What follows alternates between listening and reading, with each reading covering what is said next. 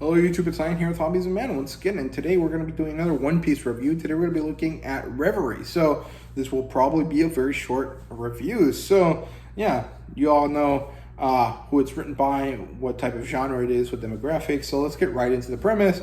Luffy and company want to get onto Wano, and we basically take a break from them while we look at Mary Jo and what's going to happen at the Reverie. So we get to see a bunch of people from all over the world starting to make their progressions towards Mary Jo and eventually get there. We get to see Vivi, we get to see Leo and the Tontatas escort Riku and Rebecca, and we get to see a lot of people, doing a lot of things, and it's a really fun arc, actually. It's very short, and honestly, I think that the chapter after this arc, the one with Marco, should have been part of this part of the story, but because they make it to Wano in that arc, or in that chapter, I guess it makes sense to put it in the Wano arc, but, the Marco stuff kind of feels like Reverie too, so I don't know. But yeah, so the plot line here.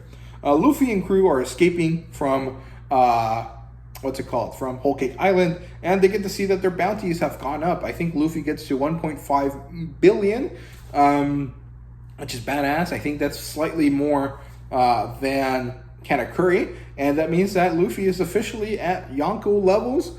I don't necessarily know if he's officially been called a Yonko, but he is more or less at that level. He has a fleet, he has a home base, which would be Fishman Island as far as I understand it, and he has a crew with a giant bounty. He's got very notorious pirates under his name: Renora Zoro, Blackleg Sanji, God Usopp, Cat Burglar Nami.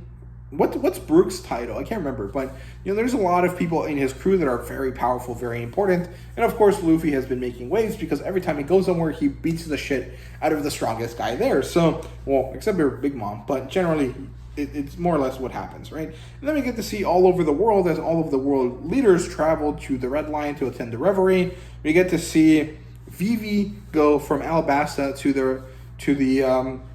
the thing, and she's really excited to be in the ocean again and really happy, and I love to see her again. She's a great character. I really wish she'd be part of the Straw Hat crew, and maybe when the final battle of One Piece happens, we'll get to see the Alabastan forces led by Vivi show up to help Luffy. That would be really exciting, really cool. We get to see Shirahoshi, who actually makes waves because this is the first time that she attends, and it's one of the first times, I think it's the second time that the fishmen arrive at Reverie. So that's really awesome. We actually get to see some problems with Shirahoshi as well because the Charlos, the celestial dragon, decides that he wants to have a mermaid. And so he takes Shirahoshi, who is a very beautiful mermaid, and also gigantic, and he tries to enslave her. The fishmen are about to revolt, and what happens is that there's another celestial dragon that beats the shit out of Carlos, who happens to be Mielsgard Don Quixote. So it seems that Don Quixote family is a really important group of celestial dragons, and that there's a lot of different people on that family. So Mielsgard happens to be the guy that was saved by the previous queen of Fishman Island, Neptune's wife, and he basically puts himself at the disposal, and he helps save Shirahoshi from Charlos, and I thought that was great. I like that a lot. He's a really interesting character. I don't really know too much about him, but he seems to be very different. He might be the reason why Doflamingo's father decided to go and be a human, maybe, right? So, I don't know, it seems like the Don Quixote family is full of weirdos, and that's really, really interesting. We get to see Wapol again. He has established a drum kingdom somewhere else, and he and Dalton, who also shows up to represent his kingdom from Drum Island, show up, and they have a little bit of a scuffle, and I thought that was fun. We get to see that half of the Straw Hat fleet shows up too, because they all are part of the noble class, and it's pretty funny that they're all there. Of course, we get to see the Tontatas show up as well with Rebecca, and I love that because Rebecca just goes around finding all the people that like Luffy, and her and Leo manage to make everyone be really excited about Luffy. So they get to Dalton, and they're like, "You like Luffy, don't you?" And he looks around, he tries to be secretive, and he's like, "Yeah, I like him a lot, he's great." And then they find Shirahoshi, and then they find Vivi, and they find everyone that is friendly with Luffy, and it's great. I like it a lot. It's a really fun moment there with Leo and Rebecca. So really great stuff. It turns out that Shanks shows up as well, and apparently he has the ability to talk to the Gorosei, to talk to the five elders, just like whatever. They make time for him. So that's kind of crazy. That's really interesting. Does that mean that Shanks is a member of the world government in some way, but he's a pirate because he went on his own somewhere else? Is he a representative of Elbath, maybe? I don't know. There's a lot of things here. It also turns out that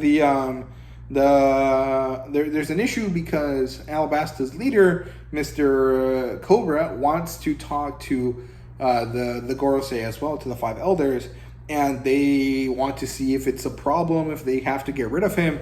So that's really crazy. I don't know what's going on with that. So yeah, and then there's this big bad who apparently is called Im or Imu. I don't know, but he's this shadowy figure that sits on that giant throne that apparently is symbolic because no one is the one true king of the world, and he gets to sit there. So that's kind of crazy.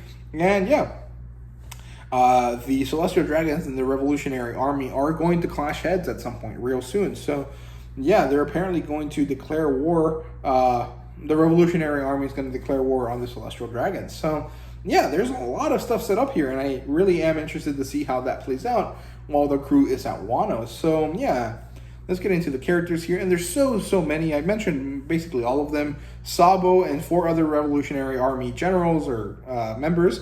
And the most interesting one is the woman that has the pump up fruit. I think that's awesome. She is someone that can inspire people, and it's really cool. The way they introduce her is by having her make a crew of people have the courage to fight back against their oppressors. I thought that was really cool. Mjolsgard Don Quixote, of course, is a really interesting person. All of the Luffy fans across the world meet up together, and it's really funny. The five elders, the Imu and the Shanks, all kind of interact, and it's really interesting to see how that is.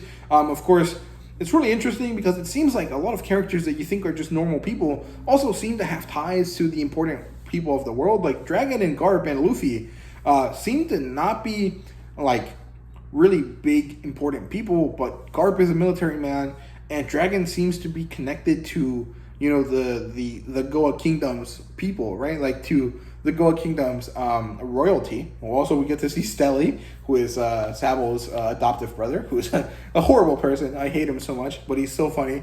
And Garp beats the shit out of him verbally, so I like that a lot.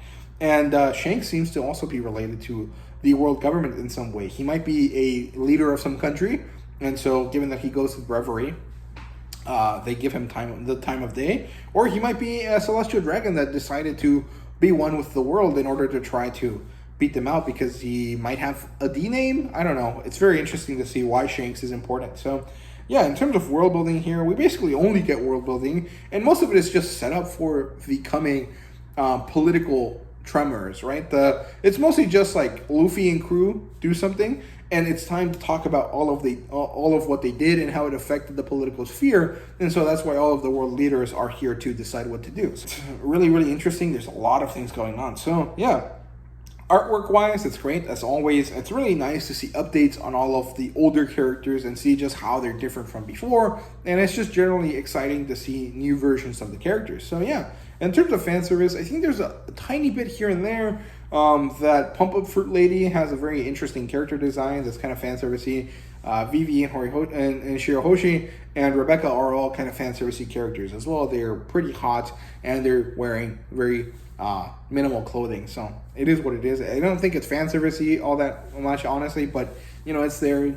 But at this point, you know, you probably don't care about that stuff anymore, or you're okay with it, or you tolerate it because, you know, you're 900 chapters into One Piece. So yeah, it was a 5 out of 5 arc. Is a great setup for the setup arc of the next part of the story, and I'm really excited to see how it all plays out. And it was just a really nice kind of like, oh, let's breathe a little, let's learn about all the stuff that's coming, and let's see all of the old characters that we know and love. So yeah, really great stuff. I liked it a lot. I thought it was really, really enjoyable. So yeah, that's it for the Reverie arc. I hope you guys enjoyed the video, and I hope you guys come back for more later on. So yeah, thank you guys very much for watching. Leave a like, subscribe, and comment down below, all that stuff down there. And yeah, see you guys later.